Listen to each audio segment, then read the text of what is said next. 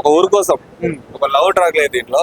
ఎప్పుడు లవ్ అని కాదు బ్రో, దేశం కోసమైనా ప్రజల కోసమైనా ఆలోచన బాగుంది. సినిమాని సెంటిమెంటల్ గా తీసుకెళ్ళిండు. ఫస్ట్ హాఫ్ బాగుందా, సెకండ్ హాఫ్ బాగుందా అంటే ఏం చెప్తారు? రెండూ బాగున్నాయి, రెండూ బాగుండాలని కాన్సెప్ట్ ఉంటే కూడా బాగుంటుంది కదా, ఏదో ఒకటి. అంటే కొంతమంది ఎందుకు మరి స్టోరీ అంటే మనం అనుకున్న రేంజ్ లో లేదు, ముందు ఇచ్చిన హైప్ లేదు అంటున్నారు. హైప్ అంటే అతను కష్టంతో ముందుకెళ్ళాడు కాబట్టి కొందరు కష్టాలు నస్తాయి, కొందరు ఎంటర్టైన్మెంట్ వస్తుంది, కొందరు ఫైట్లు నస్తాయి. కింది స్థాయి నుంచి వెళ్ళే వారికి అన్నీ ఉంటాయి, అప్ అండ్ డౌన్స్. అవి అర్థం చేసుకుంటే బాగుంటుంది. రామ్ చరణ్ గారి యాక్టింగ్ లో ఆ ఎనర్జీ లెవెల్స్ ఎట్లా ఉంటాయి? హై పీక్స్ లో మామూలు కాదు, కిరాక్. బయటకు వెళ్తే పెక్కు, సినిమా థియేటర్కి వెళ్తే పెద్ది, రెండూ ఒకటే. ఎండకు చల్లని బీర్ వెళ్తే ఎలా ఉంటుందో సినిమా థియేటర్లో కూడా అలా ఉంది భయ్యా. జాన్వీ కపూర్ ఎట్లా ఉందన్న? గ్లామర్ షో కోసం పెట్టుకున్నారు అంటున్నారు. పెట్టాలి కదా, కొందరికి నచ్చుతుంది. అంటే పాత్రకి అంత ఇంపార్టెన్స్ లేదు అంటున్నారు. ఉంది భయ్యా, ఎందుకు లేదు, మన ఇండియన్ కోసం అంత చేసినాడు కాబట్టి మనకు ఒక భారతీయుడిగా బాగుందని చెప్పుకోవాలి. అండ్ ఐటమ్స్, ప్రతిదీ ఐటమ్ సాంగ్ కావాలి, ఎనీ టైం కావాలి, ఫైట్లు కావాలంటే కాదు కదా, ఒక మెసేజ్ ఇచ్చిన. ఇప్పుడే నేను రామ్ చరణ్ గారి పెద్ద సినిమా చూసి వచ్చానండి. పెద్ద సినిమా నిజంగా చాలా బాగా తీసాడు డైరెక్టర్ గారి. రామ్ చరణ్ ఈ సినిమా కోసం పోరాడాడు. ఇప్పటి వరకు నీ సినిమా ఫ్యాన్ని, ఇక్కడ నుంచి రామ్ చరణ్ ఫ్యాన్ని నేను చెప్తున్నాను. ఈ సినిమాతో రామ్ చరణ్కి ఎన్నెన్ని అవార్డులు ఉన్నాయి, అన్ని అవార్డులు కూడా రావాలి. అవసరమైతే ట్రంప్తో మాట్లాడి ఆస్కార్ అవార్డు కూడా ఇప్పిస్తాను, నాకు అవకాశం ఉంటుంది. అంత బాగా నటించాడు. ఇక తెలుగు ఇండస్ట్రీ చెప్తున్నాను, ఇంతవరకు చిరంజీవి గ్యాప్ లేరు. చిరంజీవి తర్వాత గ్యాప్ వచ్చి ఇండస్ట్రీ పెద్ద ఎవరని అంటున్నారు. ఇప్పుడు చెప్తున్నాను, ఇండస్ట్రీకి పెద్ద కొన్నిదెల రామ్ చరణ్. గుర్తు పెట్టుకోండి మీడియా వాళ్ళందరూ, ప్రజలందరూ, ఇండస్ట్రీకి పెద్ద కొన్నిదెల రామ్ చరణ్. అదే మేసం మీరే చెప్తున్నా, నేను పిఠాపురంలో చదువుకున్నా, నేను చెప్తున్నాను ఇండస్ట్రీకి పెద్ద కొన్నిదెల రామ్ చరణ్. ఈ సినిమాతో రామ్ చరణ్ ఒక మెట్టెక్కించాడు. స్పోర్ట్స్ కోసం ఎంత బాగా నటించాడంటే ఎవడో నెగిటివ్ రివ్యూ ఇస్తానని విన్నాను. వాడి ఇంట్లో కూర్చొని మాట్లాడుతున్నాడు. వాడికి ఏం తెలుసు సినిమా కష్టమని? మాకు తెలుసు సినిమా కష్టమని. సినిమాని అభ్యసించే వాళ్ళకి తెలుసు కష్టం, సినిమా చూసే వాళ్ళకి తెలుసు కష్టం. సినిమా అంటే ఇది సినిమా. నెక్స్ట్ నేను కూడా చెప్తాను, తెలుగు రాష్ట్ర ముఖ్యమంత్రులు కూడా ఈ సినిమా చూడాలి, చూసి స్పోర్ట్స్కి బడ్జెట్ పెంచాలి. నిజంగా క్లైమాక్స్ అంటే నాకు ఏడుపు వస్తుంది. నా పక్కోడే, నిజం చెప్తాను, నా పక్కోడు కర్చీఫ్ ఇచ్చాడండి. ఇప్పటికీ ఆ కర్చీఫ్ నా దగ్గర ఉంది. అంత బాగుంది సినిమా. ఇదిగోండి, అబద్ధం చెప్తే తుడుచుకుని ఇది ఆరిపోయింది. ఇది క్లైమాక్స్ 40 నిమిషాలు సినిమా, ఒక స్టెప్. నిజం చెప్తున్నాను రామ్ చరణ్ గారు, మీకు hats off. Global star Ram Charan గారు. నేను ఇంతవరకు సినిమా ఫ్యాన్, ఇక్కడి నుంచి మీ ఫ్యాన్. అవకాశం ఉంటే ఒక్కసారి మీతో ఫోటో దిగుతాను సార్. అంత బాగుంది ఈ సినిమా. నిజం చెప్తున్నాను, ఈ సినిమా మీ సినిమాలో నటించలేదు, పోరాడారు, ప్రాణం పెట్టారు. జై రామ్ చరణ్, జై రామ్ చరణ్, జై పెద్ది, జై పెద్ది. అంటే ఫ్రెండ్ క్యారెక్టర్ బాగుంది ఎక్స్పీరియన్స్. ఏం డైలాగ్స్ లేవు. అండ్ శివరాజ్ కుమార్ పక్కన కూడా ఎలాగ చేసా పెద్ది అని. అక్కడ ఒక సీన్ ఉంది, అక్కడ రామ్ చరణ్ గెలుస్తాడు, రామ్ చరణ్ అన్న. అండ్ మళ్ళా ట్రోఫీ ఇస్తాడు.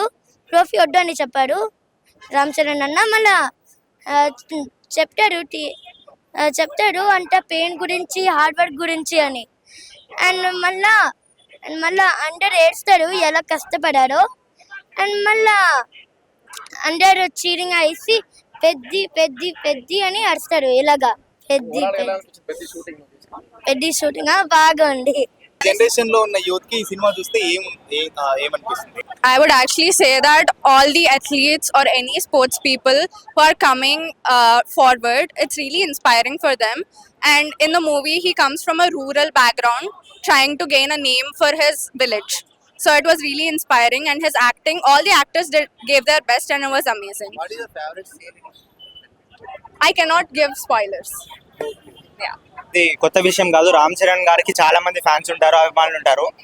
నేనేమంటానంటే అభిమానులు ట్విట్టర్ లో ఇంకొన్ని తిట్టడం కానీ అలాంటి పనులు చేయడం బదులు ఈ మూవీ చూసి అథ్లెటిక్ ఇన్స్పిరేషన్ తీసుకొని రామ్ చరణ్ గారు లాంటి బాడీ రిప్రజెంట్ చేయడం కానీ, లేకపోతే ఆయన వచ్చిన గ్రామీణ విలేజ్ ఎలా రిప్రజెంట్ చేశారో వాళ్ళు కూడా వాళ్ళ చోటుని, మన దేశాన్ని రిప్రజెంట్ చేయాలని కోరుకుంటాను. ఒక స్పోర్ట్ అథ్లీట్ ఎలా ఉండాలని రామ్ చరణ్ గారు చాలా మంచిగా చూపించారు.